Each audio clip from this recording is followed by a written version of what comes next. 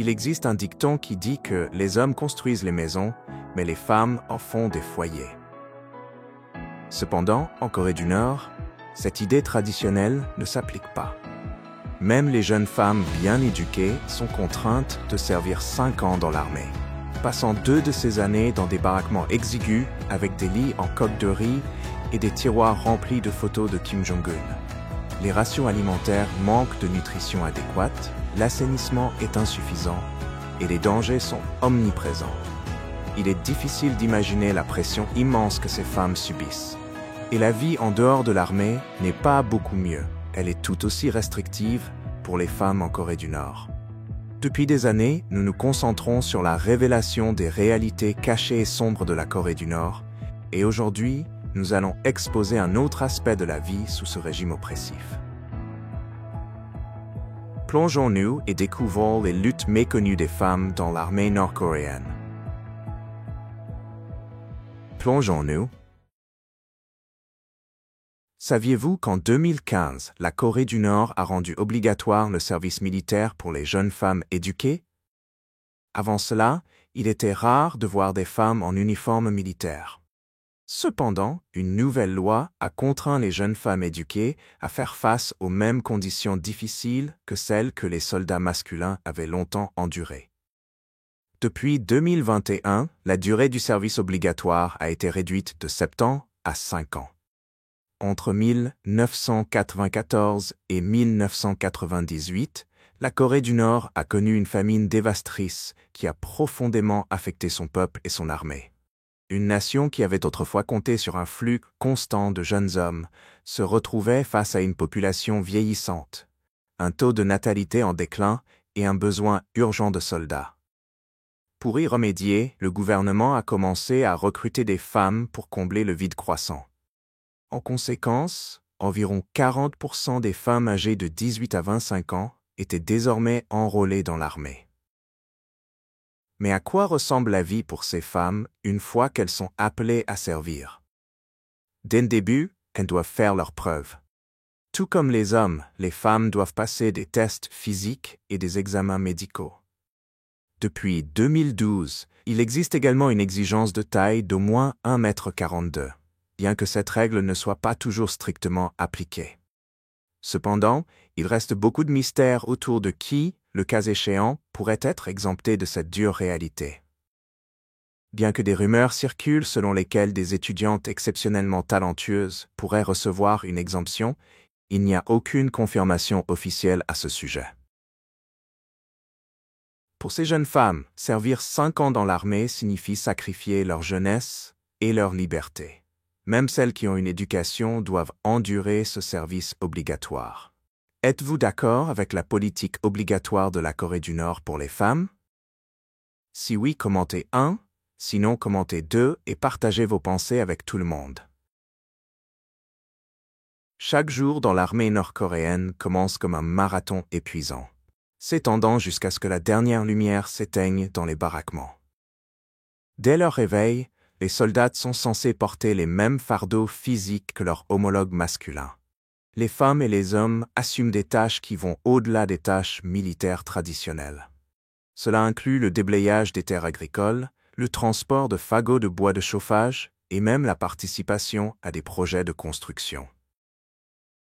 Bien que les deux sexes endurent de longues heures de travail physique exigeant et d'entraînement, les femmes doivent toujours faire face à l'attente de remplir des rôles traditionnels. C'est là qu'intervient le terme « tukong ununu », qui se traduit à peu près par « conductrice de couvercle de casserole ». Après avoir accompli leurs tâches physiques, les femmes se voient confier des responsabilités supplémentaires, comme cuisiner pour leurs camarades soldats, nettoyer et maintenir l'ordre dans leurs petits baraquements surpeuplés. À la fin de la journée, après des heures de travail épuisants, elles retournent dans des baraquements partagés avec près de 2 douzaines d'autres femmes. L'espace est exigu, chaque soldat n'ayant qu'un petit lit et un ensemble de tiroirs. Ces tiroirs servent d'espace personnel, où chaque femme garde les portraits obligatoires des dirigeants vénérés de la Corée du Nord Kim Il-sung, Kim Jong-il, Kim Jong-un. Et maintenant, Comme nous l'avons vu, Le service militaire en Corée du Nord impose des exigences physiques intenses. Mais c'est le coût psychologique pour les femmes qui reste souvent caché, surtout lorsqu'il s'agit de comportements inappropriés de la part de ceux qui détiennent le pouvoir. Les témoignages de déserteurs révèlent que de nombreuses femmes sont confrontées à des comportements inappropriés et à de l'intimidation de la part de supérieurs. En Corée du Nord, ne pas rejoindre le Parti des travailleurs coréens entraîne une lourde stigmatisation sociale, ce qui peut avoir un impact drastique sur l'avenir d'une personne. Les femmes qui s'expriment sur des comportements inappropriés souffrent souvent de graves conséquences sociales et professionnelles, avec peu de voies formelles pour demander de l'aide ou obtenir justice. Dans les cas où ces femmes tombent enceintes à cause de tels incidents, le fardeau et les conséquences pèsent généralement sur leurs épaules. Avec un accès limité aux soins de santé et aux protections juridiques, elles sont contraintes de naviguer dans ces défis en grande partie seules. Si une grossesse devient connue, il y a des rapports d'intervention des autorités militaires, et les femmes impliquées font face à des répercussions encore plus sévères. Cette dure réalité pousse de nombreuses femmes à déserter à la recherche d'une vie meilleure. L'histoire que nous allons partager va vous stupéfier. Mais avant de plonger, assurez-vous de prendre 5 secondes pour vous abonner et activer les notifications. Nous avons beaucoup plus à découvrir. Dans certaines unités militaires, la discipline n'est pas seulement une responsabilité individuelle, c'est une responsabilité collective. Si un soldat ne répond pas aux normes requises, l'ensemble du groupe fait souvent face à de sévères conséquences. Jennifer Kim, une déserteuse qui a réussi à échapper au régime nord-coréen strictement contrôlé, a partagé des récits de première main sur les difficultés que rencontrent les femmes dans ces unités. Elle a décrit les journées éprouvantes de discipline stricte, lorsque tout le groupe devait porter des vêtements fins et endurer de longues périodes à l'extérieur par des températures glaciales. Ces épreuves n'étaient pas seulement une question de force physique, elles étaient aussi conçues pour tester la résistance mentale, poussant les individus à leurs limites. L'une des formes de punition les plus extrêmes qu'elle a décrites impliquait une exposition au froid intense. Au moment où le froid devenait insupportable, leurs mains gelées étaient forcées sur des barres de fer froides. Ces expériences traumatisantes ont laissé des impressions durables, soulignant la culture sévère de conformité dans l'environnement militaire hautement régimenté. Partie fondamentale break. La critique publique en Corée du Nord n'est pas seulement un moyen de corriger des erreurs, c'est une partie fondamentale du système de contrôle du régime. Cette pratique est utilisée pour maintenir une conformité stricte et renforcer l'autorité de l'État dans une société où même de petits actes de dissidence peuvent avoir de graves conséquences. Une méthode courante passe par des séances d'autocritique et de critique publique. Lors de ces séances, les individus sont tenus de réfléchir ouvertement à leurs erreurs et de les admettre devant des collègues, des camarades de classe ou des voisins. Le but est d'encourager les gens à améliorer leur comportement et à s'aligner sur les normes attendues de la société. Une autre forme de critique publique consiste en des réprimandes publiques. Dans certains cas, les individus accusés de violer les normes sociales sont contraints de se tenir devant des groupes plus larges. Ils peuvent être contraints de porter des pancartes qui les humilient publiquement pour leurs actions. Pour des infractions plus graves, des réprimandes physiques sont parfois utilisées. Certains rapports suggèrent que des individus peuvent faire face à des punitions physiques comme moyen de renforcer l'importance de respecter les lois et règlements de l'État. Une étude du Database Center for North Korean Human Rights, NKDB, en 2023, a révélé qu'environ 30% des déserteurs ont déclaré avoir été témoins de ce type d'événements publics pendant leur temps en Corée du Nord. Les effets de ces événements s'étendent souvent au-delà de l'individu. Le principe de responsabilité collective signifie que les familles et même des communautés entières peuvent faire face à une surveillance et à des restrictions accrues à cause des actions d'une seule personne. Cette approche encourage une vigilance constante et un sens de la responsabilité au sein des communautés, visant à prévenir l'émergence de problèmes potentiels. Pensez-vous que ce système de critique publique est un moyen efficace de contrôler le comportement ou crée-t-il des problèmes sociaux plus profonds? Laissez un commentaire ci-dessous et partagez vos pensées. Vos idées pourraient susciter une discussion importante. Dans une société brisée par des conditions militaires difficiles, dans une société déjà accablée par des conditions militaires difficiles et un contrôle social strict, il existe un côté encore plus sombre du régime nord-coréen. Les soi-disant équipes de plaisir, ou kipchumo. Pour de nombreuses jeunes femmes, la conscription dans l'armée peut sembler une option plus sûre par rapport à être choisie pour ces rôles secrets et hautement controversés. Le concept des équipes de plaisir n'est pas nouveau. Il remonte au grand-père de Kim Jong-un, Kim Il-sung, qui a établi ces groupes comme une forme de plaisir et de contrôle pour les hauts responsables du leadership nord-coréen. Ces équipes fonctionnent comme des harems, divisés en 3 groupes distincts, chacun ayant des objectifs différents. Le premier groupe, connu sous le nom d'équipe de satisfaction, sert directement Kim Jong-un et ses généraux de haut rang. Le deuxième groupe, l'équipe de bonheur, fournit des massages et des moments de détente physique. Le troisième groupe est chargé de l'entertainment, se produisant par le chant et la danse. Des rapports suggèrent que le recrutement pour ces équipes est basé sur des critères physiques stricts, y compris des exigences de taille. Lorsque Kim Jong-il a succédé à son père, les filles devaient mesurer au maximum 1,65 m, prétendument en raison de la petite taille du leader et de son désir de ne pas être éclipsé par des femmes plus grandes. En plus de l'apparence physique, le processus de sélection se concentre fortement sur la loyauté et l'obéissance, garantissant que seules celles qui s'alignent pleinement sur les idéaux du régime sont choisies pour ces rôles obscurs. Une fois recrutées, ces jeunes femmes sont emmenées dans un manoir et gardées largement à l'écart du regard public. Elles ne sont pas seulement des artistes, mais aussi des outils politiques utilisés par le régime pour contrôler et influencer. Leur service peut durer jusqu'à 10 ans, après quoi elles sont souvent mariées à des officiers militaires et reçoivent un règlement. Lorsque Kim Jong-un est arrivé au pouvoir, il a d'abord dissous ses équipes, probablement en raison de sa méfiance envers les femmes qui avaient servi son père et l'administration précédente. Celles qui ont été libérées ont reçu des règlements d'environ 44 000 $ en monnaie nord-coréenne, ainsi que des articles ménagers. Cependant, en 2015, des rapports ont émergé suggérant que Kim Jong-un avait relancé cette pratique controversée. En Corée du Nord, le contrôle ne commence pas avec l'armée ou les punitions publiques, il commence beaucoup plus tôt.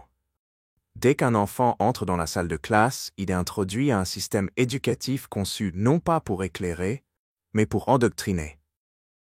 Les enfants nord-coréens apprennent que leurs dirigeants, Kim Il-sung, Kim Jong-il et maintenant Kim Jong-un, ne sont pas seulement des figures politiques. Ils sont présentés comme les sauveurs de la nation, les protecteurs de la paix et les pères bienveillants du peuple. Par exemple, les élèves apprennent que le développement par Kim Il-sung de l'idéologie directrice du pays, le juche, était un acte de génie visionnaire.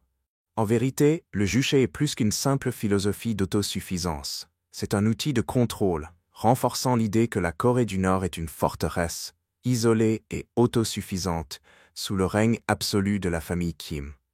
En Corée du Nord, chaque manuel scolaire, chaque plan de cours et chaque discussion en classe est strictement contrôlé par l'État. Il n'y a pas de place pour remettre en question ou interpréter le récit officiel. Le programme met continuellement en avant la grandeur du système politique du pays et souligne les menaces perçues posées par les ennemis extérieurs, en particulier les États-Unis et la Corée du Sud.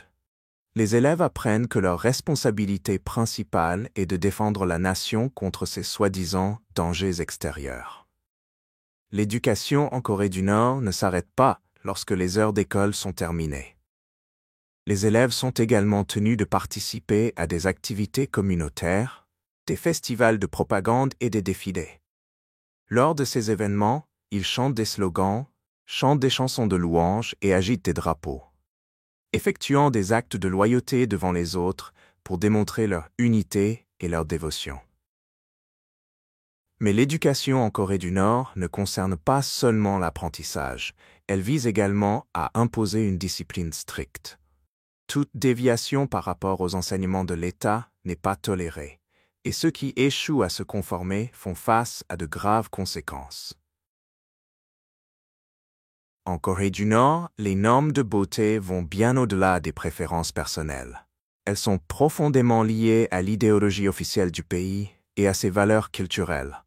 Bien que la chirurgie esthétique soit officiellement interdite, des procédures cosmétiques mineures, telles que la chirurgie des paupières, le tatouage des sourcils et le teint des lèvres, se produisent toujours, mais en secret. Des rapports indiquent que ces procédures sont souvent effectuées dans des environnements privés, avec l'aide de personnes de confiance ou de praticiens clandestins, en raison d'un manque de chirurgiens esthétiques formés professionnellement.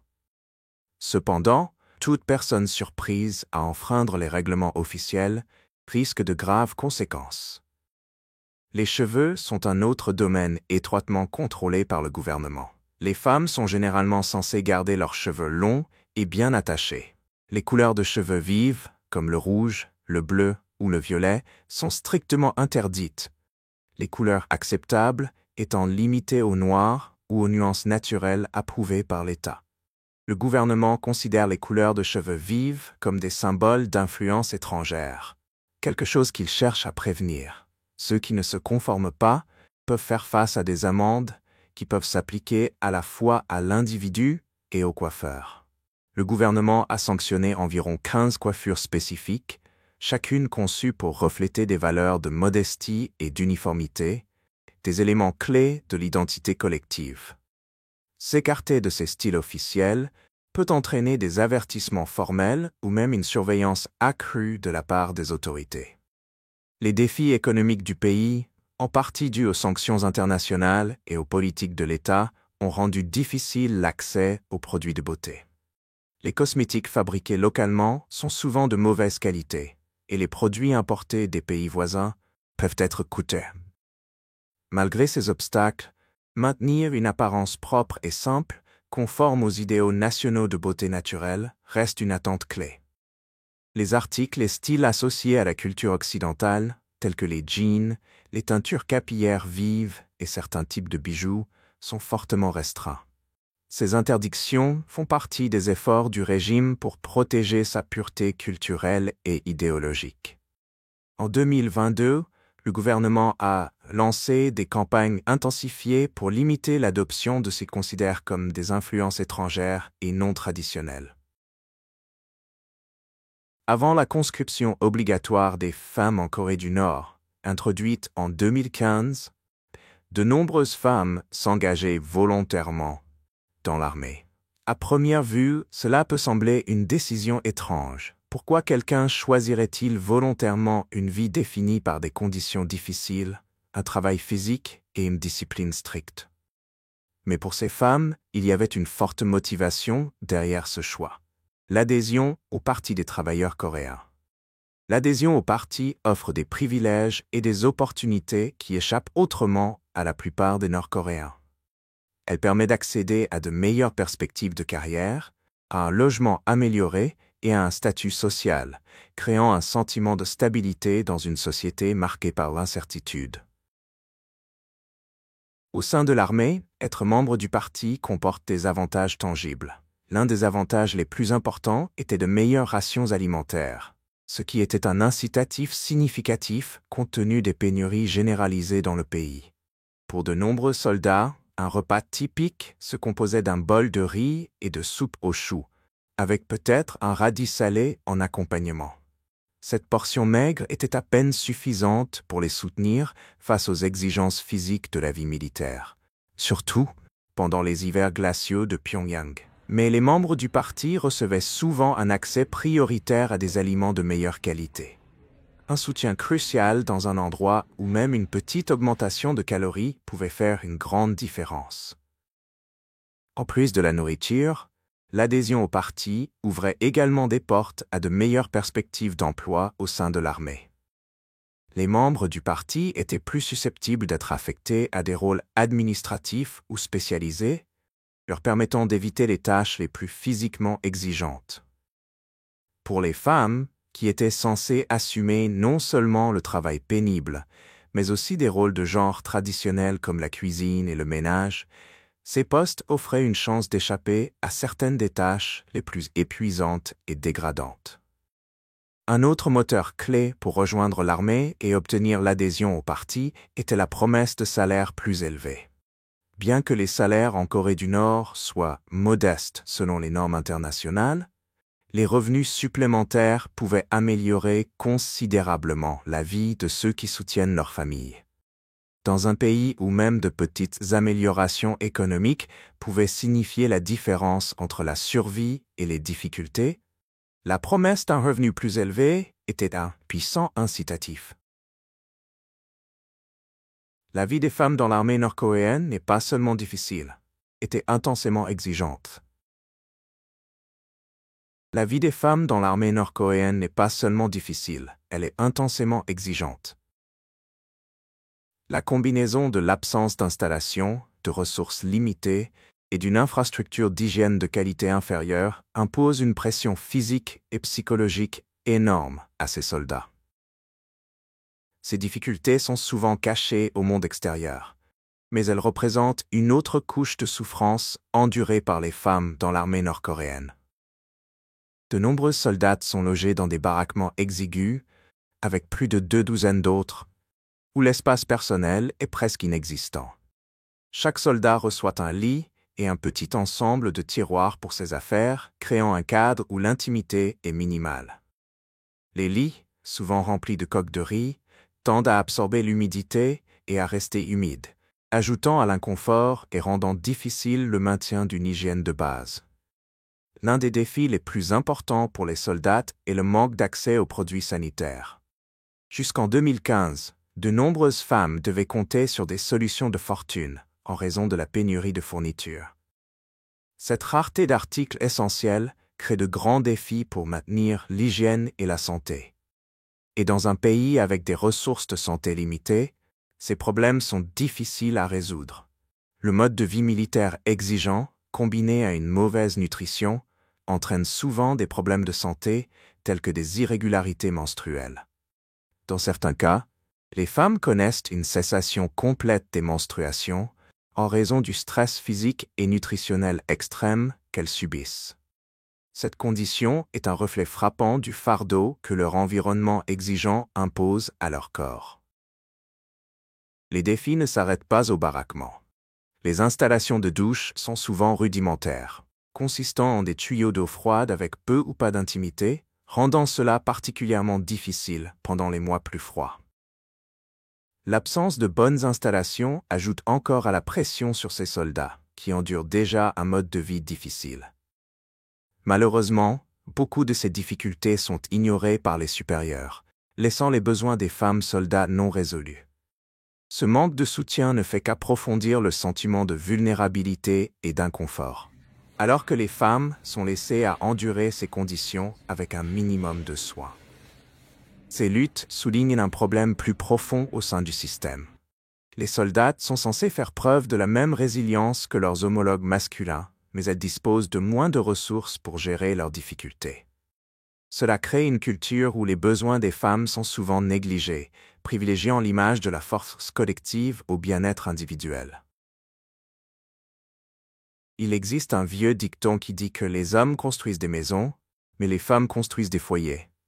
Cependant, en Corée du Nord, cette vision traditionnelle a changé de manière spectaculaire. Les femmes sont devenues la principale force économique, devenant les principaux soutiens de famille dans de nombreux foyers.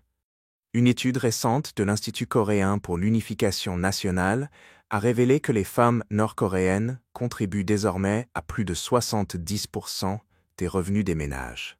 Ce changement est en grande partie dû à leur implication dans les marchés informels, connus localement sous le nom de Jangmadang.